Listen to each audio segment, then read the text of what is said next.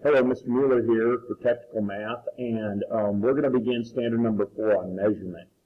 So the first target of this standard deals with significant digits, and you should be able to, by the time you're done here, determine the number of significant digits in a measurement number.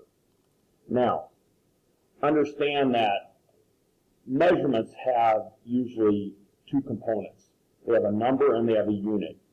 So a measurement number usually has units associated with it and a unit name for the measurement number that must be included when you use that number, write it or talk about it. So in other words, and we've been doing this all year so far, I've been having you label your answers so that people know not only the value of your answer, but in what unit of measurement it is.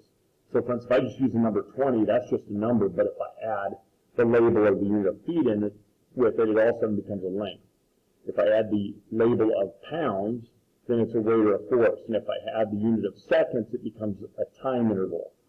So to show you how this works, when you measure something like this hollowed out cylinder, you're going to give it two components. You're going to give it a value and you're going to give it a unit in which it is measured against. So for instance, if I measure this hollowed out cylinder here, and it's 2 inches long by the measuring instrument I'm using, then that tells me that the unit I'm using is in inches, and it is twice the length of 1 inch. Now, understand, if you just say 2 inches, then your measuring instrument really goes to the nearest inch. If you go 2 1/10, it's the nearest tenth of an inch. If you go 2 134 thousandths of an inch, that's to the nearest thousandths of an inch. And by the way, your measuring tools are getting more precise as you look at getting more and more precise with these measurements as we go down the list here. And then finally, that last number is to the nearest millionth of an inch. So, again, every time you measure something, it's going to have two components. It's going to have a value and it's going to have a unit that it's measured against. Now, this kind of scares some of you because I know you've talked about this in your science classes, and some of you mentioned the other day you didn't quite understand it, but significant digits are very important because every measuring instrument we're going to use and that you'll use, and every person making that measurement has limitations. Measurement numbers used in technical work and in the trades have a built-in uncertainty, and this uncertainty is not stated explicitly but is expressed by the number of digits used to communicate the measurement information.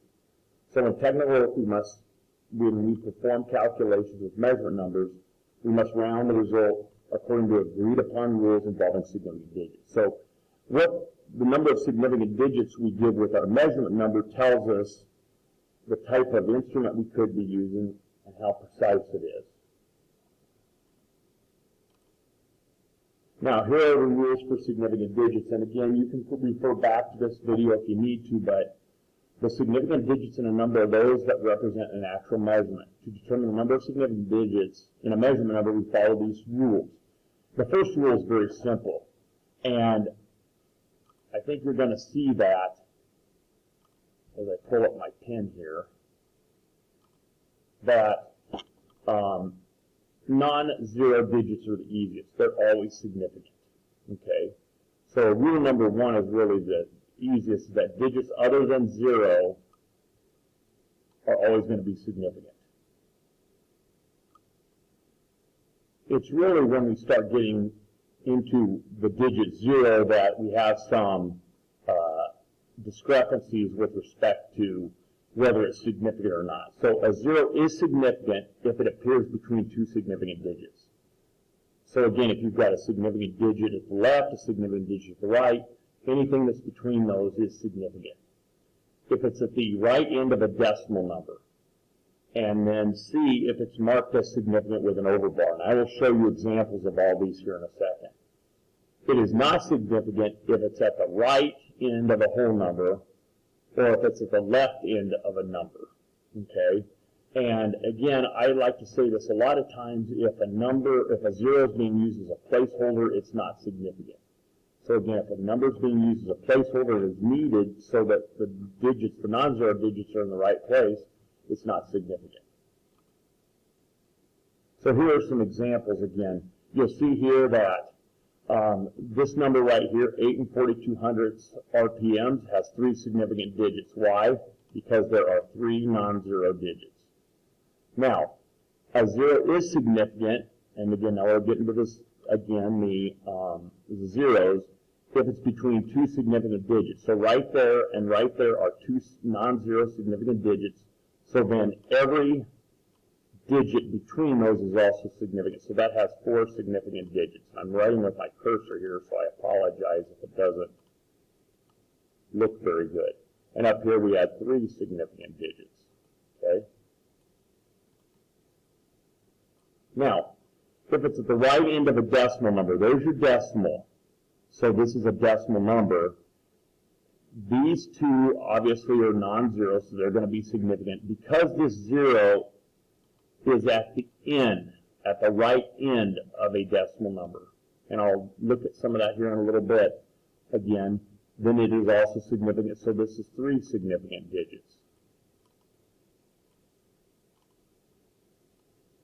And this last one, if there's an overbar written above the 0, this is an overbar, then it is considered significant. So this also has 3 significant digits. Now, I write SD afterwards to let people know it's a significant digit. Sometimes people call it a significant figure or a sig fig. You don't necessarily have to write the SD after it. I'm just doing it. Now, when is it not significant? You'll see right here is that if it's at the right end of a whole number, these 2 are significant. Okay? This one right here is not significant because it is a placeholder. It is making sure that the 2 is in the hundreds place, the 4 is in the tens place, and you don't have any digit here in the ones place. So it is not significant. It is a placeholder. It's at the right of a whole number. So this number only has 2 significant digits. And then if it's at the left end of a decimal number, then look right here. These 2 numbers here are significant because they're non-zero digits. This 0 right here and this 0 right here, well, let's just look at this one. This is a placeholder. It's to make sure that the 2 is in the hundreds place and the 5 is in the thousands place. Okay? If we took that out, the numbers would all shift over, so it's needed, therefore not significant. Really, the reason why you use significant digits is to show extra that zeros that normally would not be in the number are needed to show significance. So that one is not significant because it's a placeholder, and this one's just out in front as to show that we don't have any number in the ones place. So really, this number here only has 2 significant digits also. Okay. Now, let's go ahead, and if you have some questions, let's just look at some examples right here. Okay. So for instance, tell me how many significant digits these numbers have. Well, if you look at A, 3 4/4 of a pound, there's a non-zero digit, there's a non-zero digit. So far it has 2, and this 0 is between those 2, so therefore it is also significant. So this number right here, this measurement, has 3 significant digits. Okay? Again, non-zero is significant, non-zero is significant. This 0 is between 2 significant digits, so it is automatically significant. Okay? And if it helps you to underline the numbers, the digits, significant digits, that might help also. I always like to just start with the non-zero digits. Okay, for B, 38,000 miles. This 3 and this 8 are non-zero, so they're significant. But if you take a look at these 3 digits, they're only there as placeholders. They're to make sure the 3 is in the 10,000th place and the 8 is in the 1,000th place. If we took them out, the number would all slide over. You got 38 miles. So they're there. They need to be there. So therefore, in terms of measurement, we have to have them there, so they are not significant. Why? Because, again, they're to the right of a whole number, and they're needed. They can't be significant and a placeholder at the same time. So these 3 placeholders not significant, so this has 2 significant digits. Okay. Now if we take a look here, here's a decimal number. Non-zero, non-zero, non-zero, non-zero. Okay? 4 significant digits so far. This number out here, we normally wouldn't need it. We wouldn't need the 0. Okay? 15 and 730 thousandths and 15 and 73 hundredths are the same value, but why do we need it then? Why do we put it here? Because it's significant. We need it to show that our measuring instrument was to the thousandth, was precise to the thousandth of an inch. Okay? Or excuse me, thousandths of a second. So it is significant. Otherwise, we wouldn't need it. So this number right here, this measurement has 5 significant digits.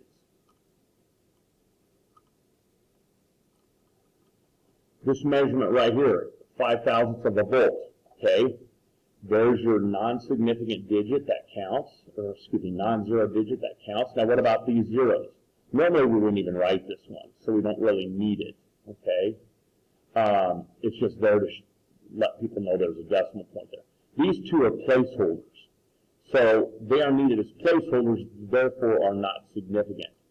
So if they are needed as placeholders, they are not significant. So this measurement only has 1 significant digit. Okay? E, 18,400 gallons. Well, again, you have 3 digits that are not 0, so they count as being significant. Normally, these two would not be significant. They're placeholders, but because this one has an overbar on it, it's telling people that this 0 is significant. So therefore, this one is just a placeholder. This one would normally be a placeholder. However, with the overbar on it, we need it for significance. So this measurement has 4 significant digits. And finally, 200 torns. And I can't remember what a torns is, but I can't really remember. I'll talk to you. I'll look it up and let you know on Tuesday. But there's your non-zero digit, so it's significant.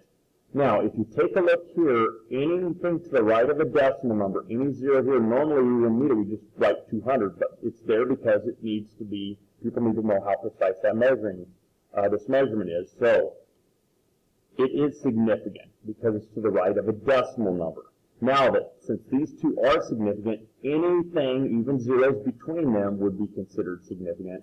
So significant, significant.